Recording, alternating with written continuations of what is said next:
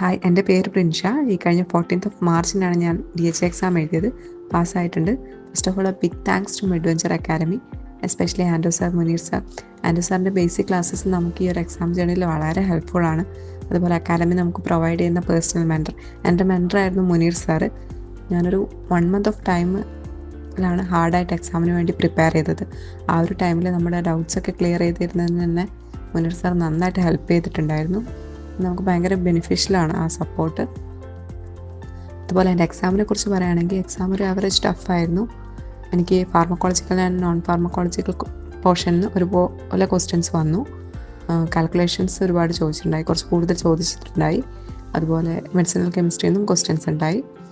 ഞാൻ പഠിച്ചു വന്നൊരു മെത്തേഡ് എന്ന് പറയുമ്പോൾ ബേസിക് ക്ലാസ്സസ് കേട്ടു, പിന്നെ important files, DHA crash, important ഫയൽസൊക്കെ റിപ്പീറ്റഡ് ആയിട്ട് റിവൈസ് ചെയ്തു. മോക്ക് ടെസ്റ്റൊക്കെ ചെയ്ത് നോക്കിയിട്ടുണ്ടായിരുന്നു. റീസെൻ്റ്ലി ആസ്ക്ഡ് ക്വസ്റ്റ്യൻസും ഒക്കെ നോക്കിയിട്ടുണ്ടായി.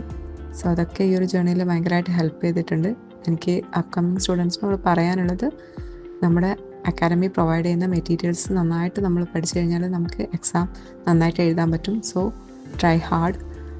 ഇമ്പോർട്ടൻറ്റ് ഫയൽസൊക്കെ നന്നായിട്ട് റിപ്പീറ്റഡ് ആയിട്ട് റിവൈസ് ചെയ്തിട്ട് നോക്കുക. മോക്ക് ടെസ്റ്റൊക്കെ ചെയ്യുക. ടൈം മാനേജ്മെൻ്റ് ഒക്കെ വളരെ ഇമ്പോർട്ടൻ്റ് ആണ്. അതൊക്കെ നന്നായിട്ട് നോക്കി നന്നായിട്ട് പഠിച്ചിട്ട് തന്നെ എക്സാം എഴുതുക. All the best to all of the coming students.